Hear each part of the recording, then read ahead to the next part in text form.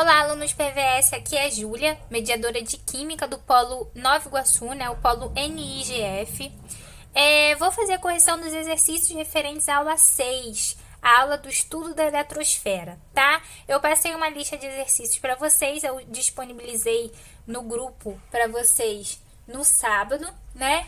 E vou fazer essa correção comentada, desses exercícios com vocês. E qualquer dúvida, vocês podem me procurar, podem entrar em contato pelo meu e-mail, pelo Facebook, tá bom? Eu estou à disposição de vocês para tirar qualquer dúvida que possam existir, tanto com relação ao conteúdo, quanto com relação ao Enem, às provas de vestibulares em geral, tá bom? Então, vamos lá. A primeira questão é uma questão referente aos modelos atômicos, né? Diz o seguinte: em fogos de artifício, observam-se as colorações quando se adicionam sais de diferentes metais às misturas explosivas. As cores produzidas resultam de transições eletrônicas. Ao mudar de camada em torno do núcleo atômico, os elétrons emitem energia nos comprimentos de ondas que caracterizam as diversas cores. Esse fenômeno pode ser explicado pelo modelo atômico proposto por... Gente, nós vimos, nas últimas aulas, que o átomo, ele foi estudado e surgiram vários modelos para esse átomo, os modelos que a gente chama de modelos atômicos. Então, o primeiro modelo atômico que surgiu foi o modelo atômico de Dalton, que ficou conhecido como modelo da bola de bilhar. Dalton disse que o átomo seria uma esfera maciça, indivisível e indestrutível. Por isso, ficou conhecido como modelo da bola de bilhar. Depois veio o segundo modelo, que foi o modelo de Thomson. Thomson, ele já fazia experimentos com gases e ele disse que o átomo ele seria uma esfera de carga positiva com cargas negativas espalhadas por toda essa esfera. Tá? Esse modelo ficou conhecido como o modelo do pudim de passas. Então, o modelo de Thomson ele é muito importante porque é quando surgem as partículas negativas, que a gente chama de elétrons, tá bom? Depois vem o modelo de Rutherford, que é um modelo planetário, que diz que o átomo seria constituído por um núcleo bem pequenininho em relação ao tamanho total do átomo, o núcleo, onde ficam os prótons, as partículas de carga positiva, e uma eletrosfera, aonde circulam os elétrons. Ok?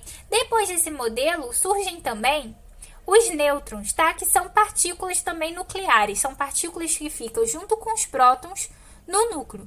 Tá? Então, nós temos um núcleo onde ficam os prótons e os nêutrons e a eletrosfera, onde ficam os elétrons. Então, o átomo ele é constituído por essas duas partes, ok? No núcleo, onde ficam os prótons, que são as partículas de carga negativa, de carga positiva, desculpa. Então, núcleo prótons, partículas de carga positiva, e os nêutrons, que são partículas sem cargas, partículas neutras. E a eletrosfera, onde ficam os elétrons, que são as partículas de carga negativa, ok? Depois do modelo de Rutherford, surgiu um novo modelo, que a gente chama ou modelo de Bohr ou modelo de Rutherford-Bohr. Nesse modelo, o Bohr ele apenas complementa, o modelo de Rutherford, porque o Rutherford ele não conseguiu explicar por que os elétrons não perdiam sua aceleração e se chocavam com o núcleo. Por que isso não aconteceria? Se eles estão circulando ali, eles deveriam perder a aceleração e ser atraído pelo núcleo, uma vez que o elétron tem carga negativa e o núcleo possui partículas de carga positiva. Rutherford não soube explicar isso. Quem explicou isso foi o Bohr, ok? Nesse outro modelo atômico que surgiu, que pode ser chamado de modelo de Bohr ou Rutherford-Bohr, tá bom? Uma outra contribuição de Bohr foi o seguinte: o Bohr, ele disse que quando um elétron fosse excitado, energizado, né, absorvesse energia, ele poderia passar do nível de energia em que ele está, né, da camada que ele está, para uma camada mais externa, que é uma camada mais distante do núcleo. Então, ele poderia saltar da sua camada inicial para uma camada mais externa, mais distante do núcleo, mas para isso ele precisaria absorver energia. E para voltar para o seu estado inicial, ele iria liberar essa energia que foi absorvida na forma de fótons, ok? Na forma de luz. Então, o que diz essa questão aí, né, quando ele fala dos fogos de artifício, nada mais é do que isso, né? Quando a gente tem fogos de artifícios, nós temos misturados ali a pólvora átomos metálicos, né, átomos de metais. E quando energizados, quando excitados, esses elétrons, né, os elétrons desses átomos irão absorver energia e vão saltar de sua camada de origem para uma camada mais externa, uma camada mais distante do núcleo. E quando, né, voltassem para o seu estado inicial, para a sua camada de origem, eles iriam liberar essa energia na forma de luz, na forma de fóton, tá bom? Então, a resposta correta aí da questão número 1 é letra A. Questão número 2. Um fato corriqueiro ao se cozinhar arroz é o derramamento de parte da água de cozimento sobre a chama azul do fogo, mudando-a para uma chama amarela. Essa mudança de cor pode suscitar interpretações diversas relacionadas às substâncias presentes na água de cozimento. Além do sal de cozinha, que é o cloreto de sódio, nela se encontram carboidratos, proteínas e sais minerais. Cientificamente, sabe-se que essa mudança de cor da chama ocorre pela... Gente, é a mesma coisa da questão número 1. Por que vai ocorrer essa mudança de chama? Porque da cor da chama? Porque quando o cloreto de sódio ele cai, né, na chama do fogão, os átomos de sódio, né, que são os átomos metálicos, vão absorver energia. Os elétrons vão absorver energia e vão ficar energizados, né? Eles vão começar a pular, né, do seu nível de origem para um nível mais externo. E quando voltarem para a sua camada de origem, eles vão liberar essa energia que foi absorvida na forma de fóton, né, na forma de luz. Então, essa luz liberada vai ser amarela, por isso que a chama fica amarela. Então, a resposta correta aí é a letra B, emissão de fótons pelo sódio, excitado por causa da chama. Então, questão número 2, letra B. Questão número 3. O elemento químico magnésio, de número atômico 12, é um micronutriente indispensável para a realização de fotossíntese sob a forma de íons magnésio mais 2. Pode-se afirmar que o número de prótons e o número de elétrons presentes no íon magnésio mais 2 são respectivamente. Então, nós temos o magnésio, que tem o símbolo Mg. O número atômico desse elemento é 12, ou seja, o que significa esse número atômico? Significa que o número de prótons do magnésio é 12, né? O número atômico, ele equivale ao número de prótons, tá bom?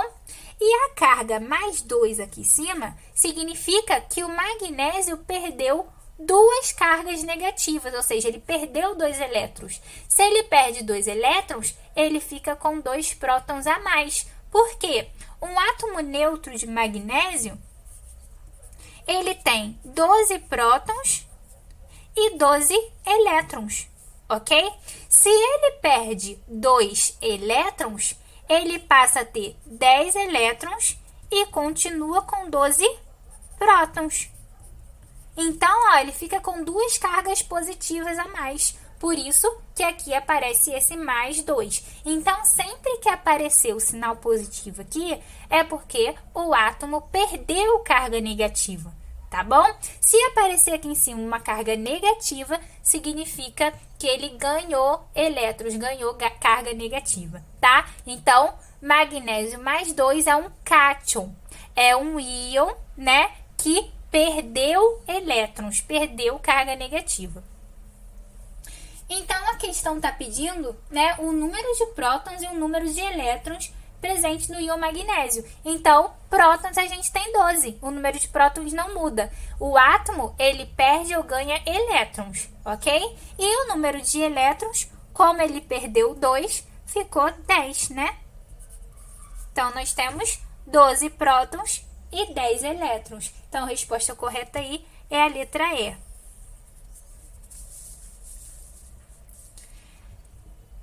Questão 4.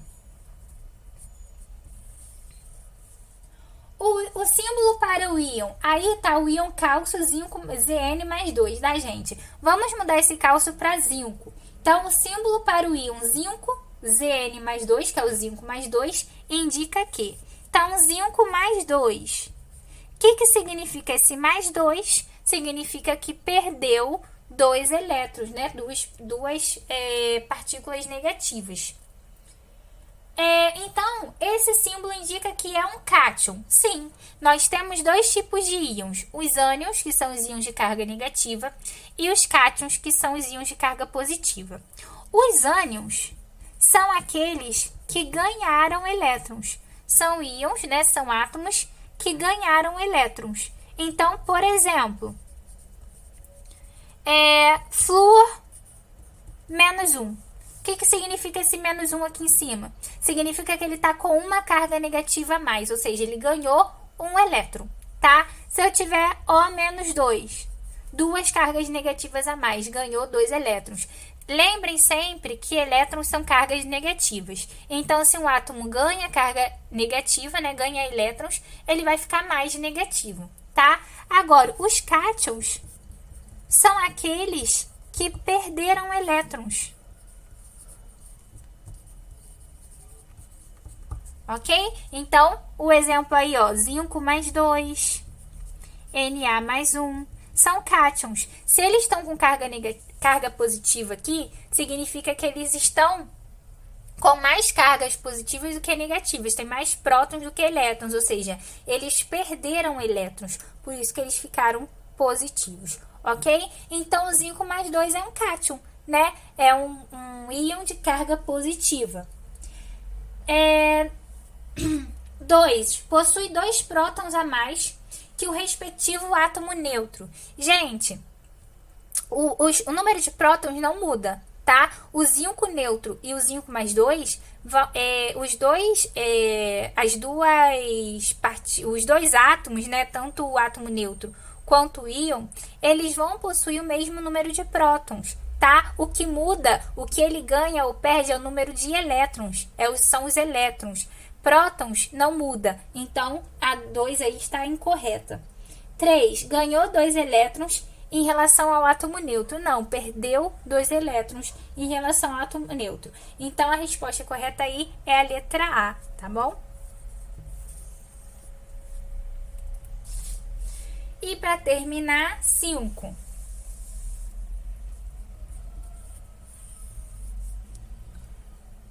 Ao comparar-se os íons K+ e Br-1, né, Br-, com os respectivos átomos neutros de que se originaram, pode-se afirmar que, gente, K+ significa o K+1, tá bom? Quando não tem númerozinho, é porque é 1, é a mesma coisa que isso aqui, tá? Então, o potássio mais 1 perdeu um elétron, né? E o bromo menos 1 ganhou um elétron. Então, pode-se verificar que A. Houve manutenção da carga nuclear de ambos os íons. O que significa isso? Houve manutenção. Permaneceu igual, né? A carga nuclear desses íons. O que é a carga nuclear? É a carga do núcleo. É o número de prótons. Quais são as partículas do núcleo que possuem carga? Os prótons, que são as partículas de carga positiva, não é isso? Então, mudou aqui, em relação aos átomos neutros de potássio e bromo, o número de cargas no núcleo? Não mudou, porque o número de prótons não muda. O que está ocorrendo aqui é que o potássio está perdendo um elétron e o bromo está ganhando um elétron. Não está mudando nada no núcleo, na carga nuclear. Então, a letra A está correta. Houve manutenção. A carga nuclear permanece a mesma, tanto para o potássio neutro quanto para o potássio mais 1, que é o íon. Tanto para o bromo neutro quanto para o bromo menos 1, tá bom? Mas vamos analisar as próximas alternativas. Letra B. O número de elétrons permanece inalterado. Elétrons não permanece inalterado, porque aqui o potássio está perdendo 1 e o bromo está ganhando 1, né? C. O número de prótons sofreu alteração em sua quantidade. Não, foi como eu falei para vocês. Não muda, né? Os prótons não mudam, porque o átomo ele não ganha e não perde prótons. Ele ganha ou perde elétrons. Letra D. Ambos os íons são provenientes de átomos que perderam elétrons. Não, o bromo menos 1 ganhou um elétron. E o cátion originou-se do átomo neutro a partir do recebimento de um elétron. O cátion, que é o íon de partícula de carga positiva, ele é proveniente, né, da perda de elétrons, ok? Ele perdeu um elétron, no caso, e formou o potássio mais 1, esse íon. Tá bom, gente? Então, a resposta correta aí é letra A. Bom, galera, não deixem de fazer os exercícios, não deixem de assistir os vídeos. Todo sábado, né, eu vou colocar um vídeo novo para vocês, sexta ou sábado, e a lista de exercícios. E toda quarta-feira eu vou divulgar o gabarito dessa lista de exercícios. Então, não deixem de fazer os exercícios, de assistir os vídeos, tá bom? Não só de química, mas também das outras disciplinas. Assistam também a orientação acadêmica, que é muito importante, tá? E um grande abraço a todos. Qualquer dúvida, podem entrar em contato comigo, tá? Pelo e-mail ou pelo Facebook, que eu estou à disposição para tirar qualquer dúvida. Um grande abraço.